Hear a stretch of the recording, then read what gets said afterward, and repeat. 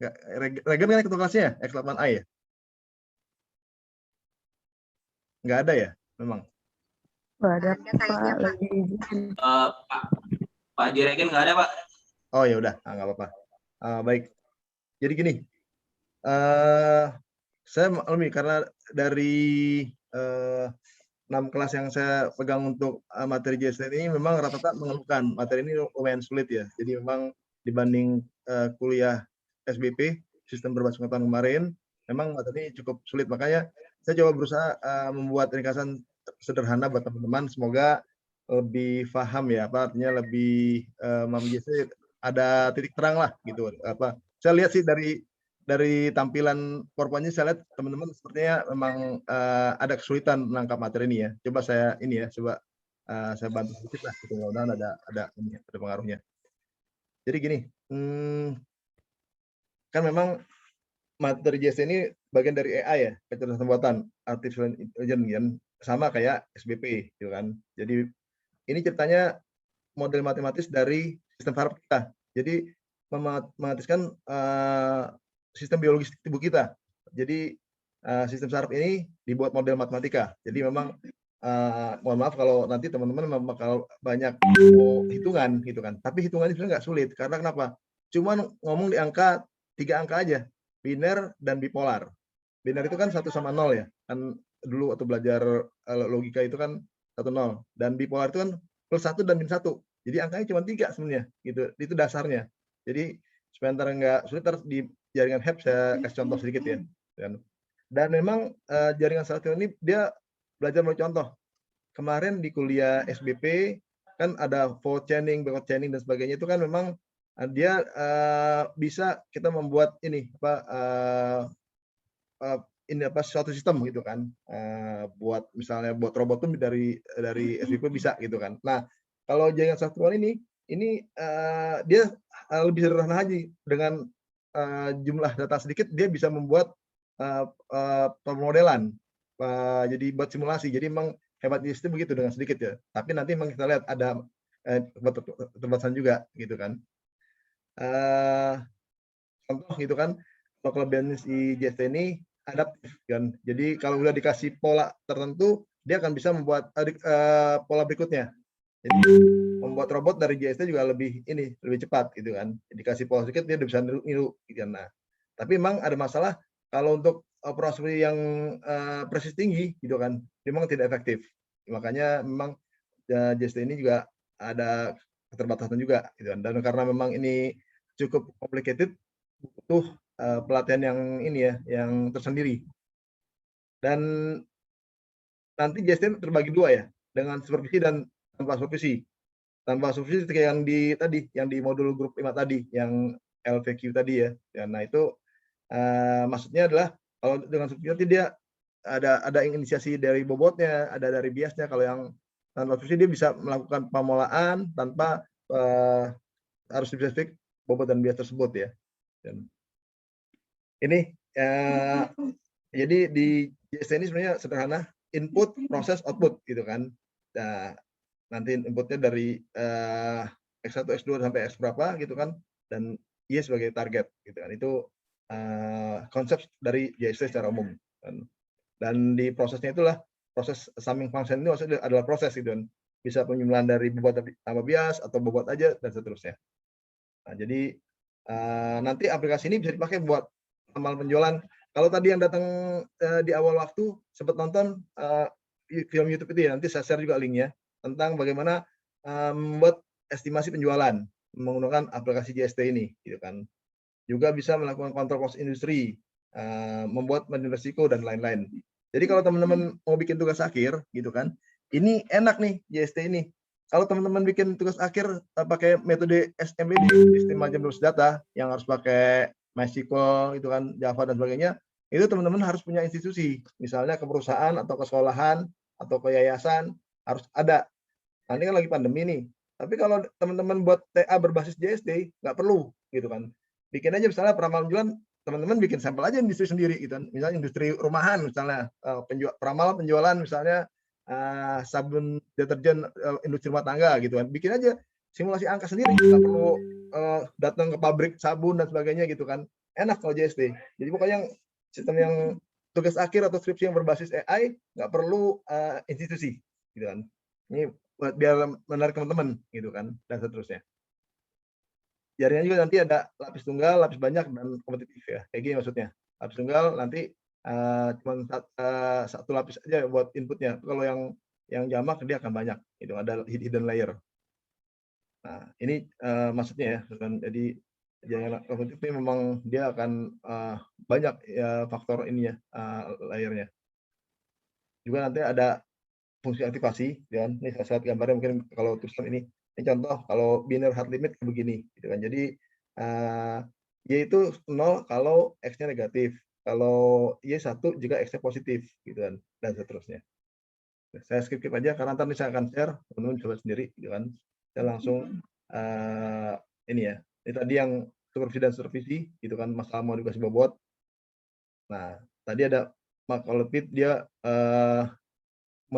untuk buat pola misalnya di sini ada pola logika N, gitu kan. Ini dibuktikan dengan Lockbit ini bahwa nanti logika ini bisa dipakai, gitu kan. Kan kalau logika N itu kan adalah kalau salah satu ada 0 maka dia 0. Tapi kalau dua-duanya 1 dia 1, gitu kan. Itu logika N begitu. Nanti dengan makulok ini bisa dibuktikan ternyata memang makulok bisa mengenali fungsi N. Itu contohnya. Nanti juga saya ini ada prosesnya, gitu kan.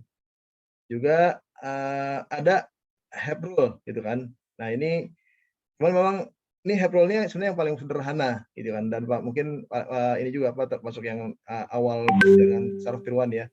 Dan cuma memang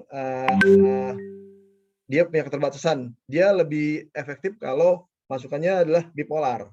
Kan ada biner dan bipolar. Kalau biner itu 0,1, kalau bipolar itu +1 -1. Jadi kalau pakai biner dia kurang akurat. Dan nanti proses ini sebenarnya tadi yang saya bilang, gitu kan.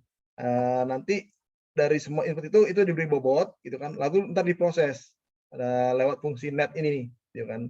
Nanti akan keluar Y, gitu kan.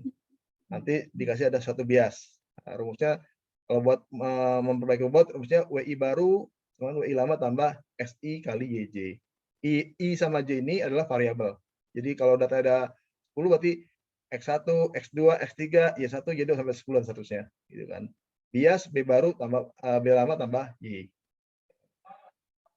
Ini prosesnya nanti saya coba terangkan pakai Excel ya, mungkin lebih mudah, gitu mudah-mudahan. Ini Excel saya kelihatan ya? Halo? Kelihatan, Pak. Kelihatan, Pak. Kelihatan. Saya takut pada tidur, Tan. Misalnya bagian ininya nih, bagian yang pentingnya nih. Ini bagi HEP kita menggunakan bipolar. Angkanya berarti +1 sama -1, gitu kan. Dengan masukan -1, -1 dan 1, 1 dan -1, 1 dan 1, gitu kan. Ini dengan target -1 ini kondisi yang diharapkan. Nah, rumusnya adalah WI baru sama WI lama tambah XI kali YJ, gitu kan. Nanti kita lihat, gitu kan. Ini bobot biasa dari soal dikasih bobot awal, dikasih tahu bobot 1 mau bobot 2, gitu kan. Itu di sini 0, gitu kan. Ini sengaja saya kasih lihat dalam Excel. Tadi yang sempat datang awal Zoom ini, tadi saya kasih lihat ada di YouTube itu memakai MATLAB. Ya kalau kita karena kuliahnya sederhana, tinggal cuma 10 pertemuan ini, nggak usah pakai MATLAB lah, pakai Excel aja dulu ya. Gitu kan. Ntar juga teman-teman kalau bikin aplikasi juga pakai Excel nggak apa-apa, gitu kan. Nggak usah pakai MATLAB kalau susah. Gitu. Nah, ini biasanya buat ini diberikan, makanya bilang seperti itu, gitu, diberikan dari awal 0,00. Nah, B ini juga bias ini juga diberikan. Nah, kita coba masukkan ya. Jadi angka X1 X2 ini dari sini ngambilnya. Jadi angka ini sama angka ini, gitu kan. Nah, Y ini ngambil dari target. Ini sama, gitu kan. Nah, kita punya proses yang di data ke-1 ya. Data 1 itu yang -1 sama -1 kita proses, gitu kan. W1 lama ini sama dengan yang ini. Dengan yang bobot awal yang diberikan 0, gitu kan. Nah, X1 kali Y ini adalah ini kali ini, -1 kali -1, hasilnya 1. Dan nah, berarti W1 baru adalah W1 lama tambah X1 kali Y. 0 tambah 1, hasilnya 1. Itu dapat W1 baru. Demikian pula dengan proses mencari W2 baru. W2 lamanya ini, yang dari awal soal dikasih. Terus X2 kali Y adalah ini kali ini. Min 1 kali min 1, 1. Nah, jadi W2 baru adalah ini tambah ini. 0 tambah min 0 tambah Y min 1. Ini jadi min 1. Kita dapat data ke 1 ya. Berarti sekarang kita dapat W1-nya 1, W1 yang baru ya. W2-nya barunya 1 gitu kan. B yang baru min 1. Nah, masuk ke data kedua, kita pakai nih data yang baru ini. Ininya sama gitu kan. Ini 1 dari sini, dari yang W1 baru, yang W2 baru dari sini gitu kan. Yang biasnya dari gitu kan. Nah, X1 X2-nya data yang ini, kedua nih, yang ini. Nah, kita masukin ya. Berarti yang dimaksud W1 lama di sini adalah yang ini. W1 baru dari yang ini untuk data kedua. Nah, dikaliin deh gitu kan. X1 kali Y. X1-nya yang ini kali Y. Min 1 kali min 1, hasilnya 1. Gitu kan. Jadi W1 baru adalah ini tambah ini. 1 tambah 1 dengan 2. Oke. W2 lama juga gitu sama gitu kan. Ini adalah angka yang ini, angka dari sini sebenarnya nih. Di sini nih. Ini W2. Nah, X2 kali Y, X2-nya pakai yang dari sini kan ya. Ini sama nih. Ini kali Y, 1 kali min 1, hasilnya min 1. Gitu kan. Sehingga W2 baru adalah W2 lama tambah X2 kali Y, gitu kan. X ini kali yang ini, gitu kan. Nah, hasilnya adalah 1 min 1. Hasil 1 ditambah min 1, 0. B baru adalah B lama yang ini ditambah Y. Itu kan berarti min 1 ditambah min 1. Hasilnya adalah min 2. Data ketiga juga gitu. Data ketiga adalah yang ini maksudnya. 1 dan min 1 kita taruh di sini. Nah, untuk W1-nya pakai yang dari sini yang baru lagi, yang ini. Yang baru tadi. Ini 2, yang W2-nya adalah yang ini 0. Gitu. Untuk B juga pakai yang ini. Pindah ke sini. Gitu kan. X1-nya dari sini. X2-nya dari sini. Taruh di sini. Y-nya ya pakai yang target. Kita proses lagi. W1 lama adalah itu kan pakai yang ini kan 2. X1 kali Y, X1-nya yang ini kali Y, 1 kali min 1, min 1. Gitu kan. Nah, W1 baru adalah penyusulan dari 2 tambah min 1, 1. W2 juga sama. W2 adalah ini. Nah, untuk X2 kali Y adalah ini kali min 1 gitu kan. Min 1 kali min 1 jadi 1. Nah, W2 adalah 0 tambah 1, 1 gitu kan. B baru, B lamanya tadi yang ini yang atas nih min 2 gitu kan. Tambah Y-nya. Y-nya kan min 1, berarti min 2 tambah min 1 min 3. Data keempat yaitu yang ini. Dan X1-nya 1, X2-nya 1. Dan W1-nya dari sini. Dari yang satu yang ini. W2-nya dari yang ini. Ya kan? B-nya dari yang ini. Ya kan? Proses dapat W1 baru 2, W2 baru 2, B baru min 2. Ini 3 kita dapat nih, gitu kan. Masukin ke fungsinya, gitu kan. Fungsinya adalah XI tambah WI tambah B, gitu kan. Gitu kan. Ininya sama, X1 X2 sama pakai yang ini juga, gitu kan. Nah, W1-nya pakai yang ini. Nih, 2 2 2. Ini 2 sama 2 nih. Pakai ini terus nih sama nih. Gitu untuk penghitungan fungsi net nih kan. Lalu dikaliin deh nih gitu kan. X1 kali W1 gitu kan. Nah, X1-nya yang ini. W1-nya yang ini dikaliin tuh. Min 1 kali 2, min 2 gitu kan.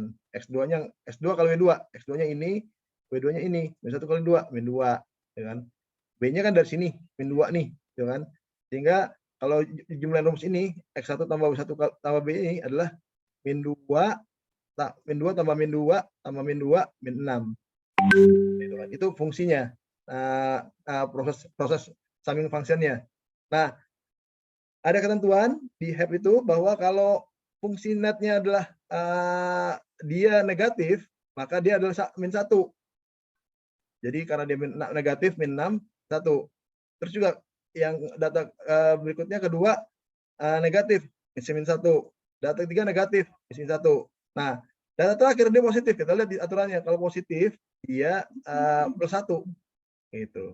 Nah, jadi fungsi netnya dia adalah min 1, min 1, min 1, min 1, dan 1 ini.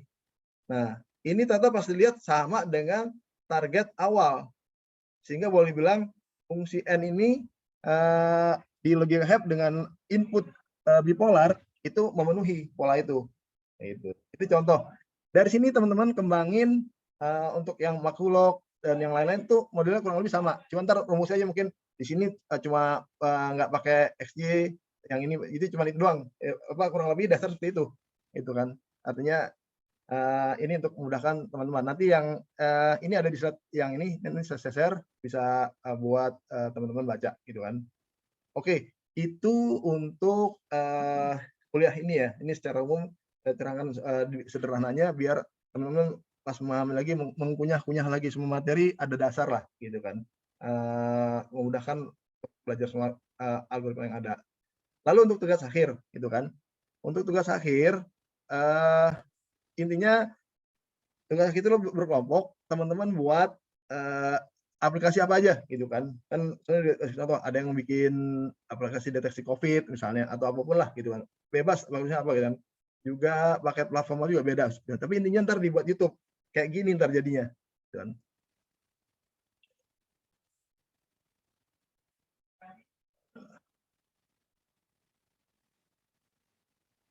Seperti ini. Assalamualaikum warahmatullahi wabarakatuh. Suaranya kedengar nggak nih tadi? Kedengeran, Pak. Kami dari kelompok pertama, kelompok 1, Sistem Berbasis Pengetahuan Universitas Indraprasta PGRI ingin mendemonstrasikan program yang kami buat dengan nama kelompok sebagai berikut. Ada saya sendiri, Reza Dewan.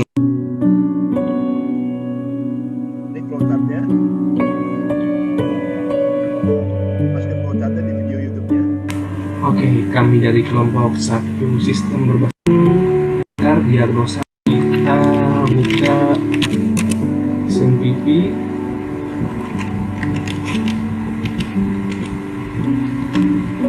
Lalu kita start yang Apache dan MySQL.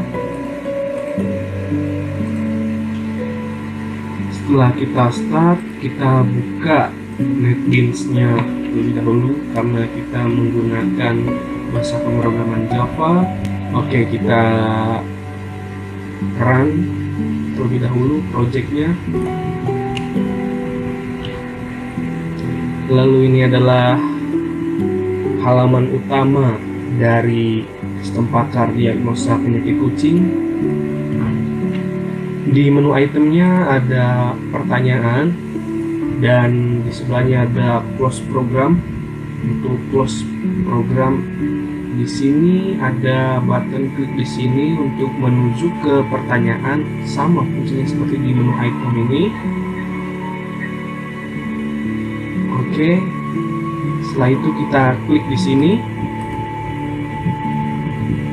Lalu kita akan berada di pertanyaan atau menu pertanyaan.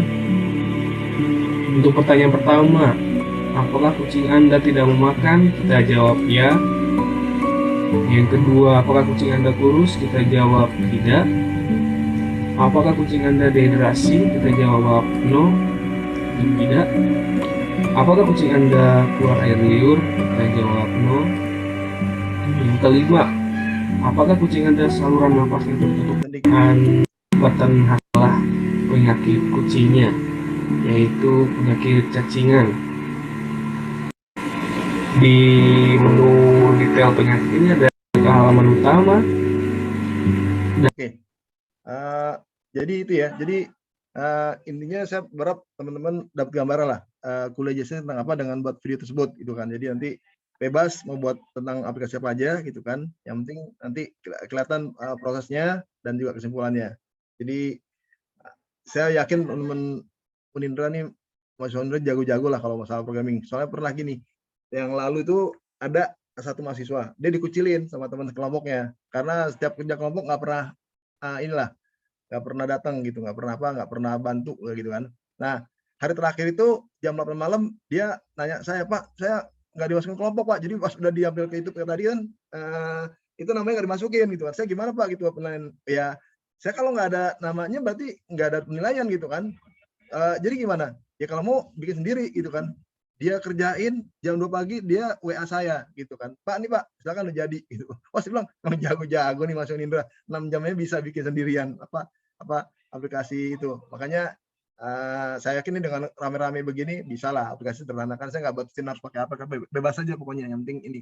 Terburuknya gitu kan. Ya kalau kalau misalnya nggak bisa juga ya udah pakai ini kayak Excel ini terburuknya gitu kan. Tapi ini menurut saya kalau kayak hadis tuh ini yang doif lah selama-lamanya iman gitu kan pakai Excel gitu kan kalau nggak bisa juga gitu Excel yang diaplikasikan di YouTube lah gitu. Cuma kan bikin malu Nindra ditampilin di YouTube tapi pakai Excel gitu kan kayaknya gimana gitu kan. Kalau pakai aplikasi kan bagus lah gitu kan.